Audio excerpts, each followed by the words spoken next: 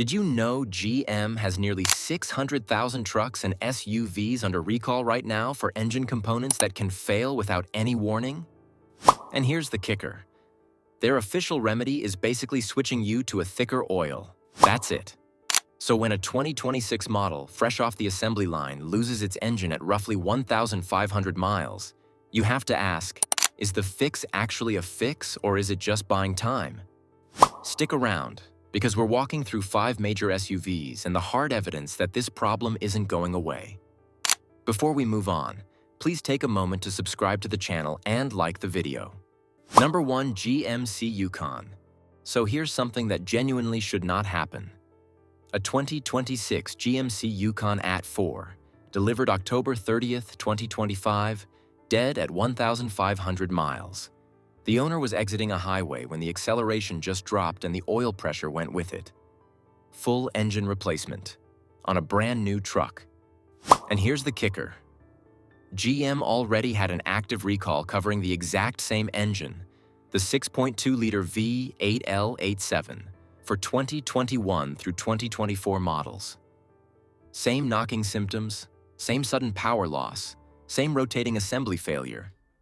But the 2026 Yukon sits outside that recall population, so officially, it's a warranty issue, not a recall issue. That's a meaningful distinction when you're standing at a dealership with a seized engine. The L87's problem lives inside the rotating assembly, the connecting rods and crankshaft specifically. Manufacturing debris or machining tolerances that are even slightly off can starve the rod bearings of oil film, and that's when you get metal grinding on metal. That knocking sound at cold startup isn't just noise. It's the bearings telling you something is already wrong. GM's remedy for engines that pass inspection is switching to 0W40 oil, a new filter, and a new fill cap. No crankshaft gets measured. No connecting rod gets pulled. You won't believe this, but the 2026 Yukon failed on factory fill oil, so the 0W40 never even entered the picture. Number 2. Cadillac Escalade. The Cadillac Escalade starts at around $80,000 and climbs past $100,000 depending on trim. It's GM's flagship luxury SUV, their answer to Mercedes and Range Rover. So you'd expect something different under the hood. Better components, tighter tolerances, more rigorous quality checks. But here's the kicker.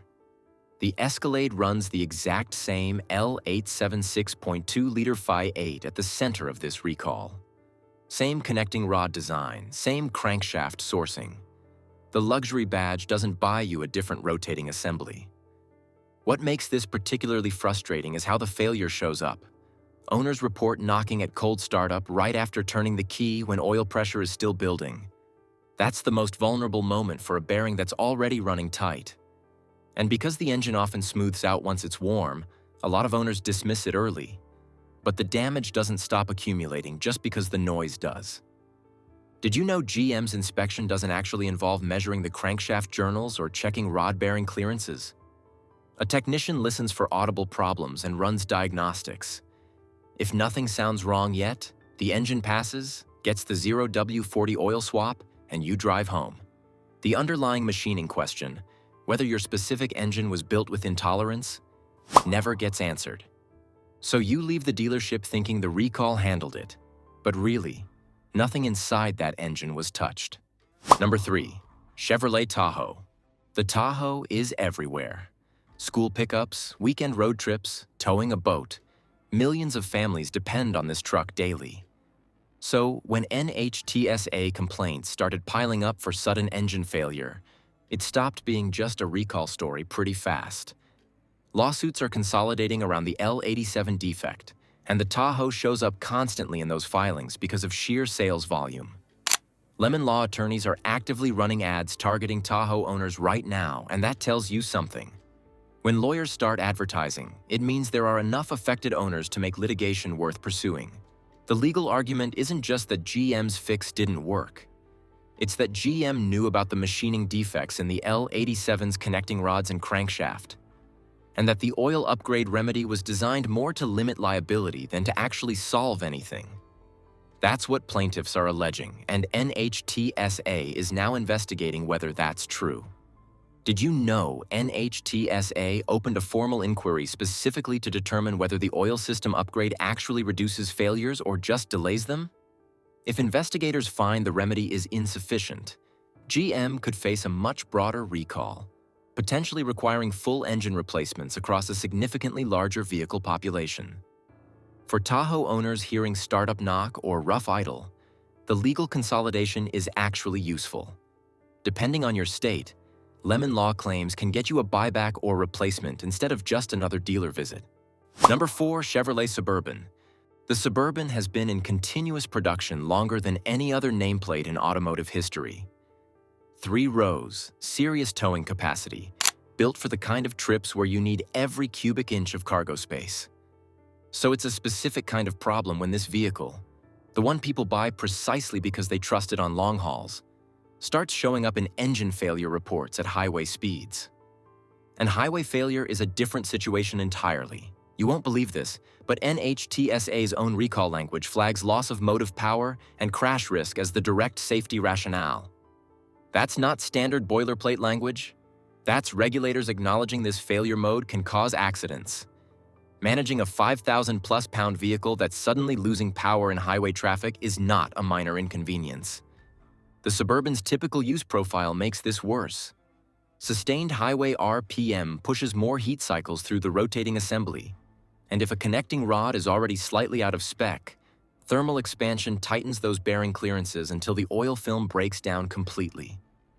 Did you know 7,616 Suburbans are confirmed in this recall?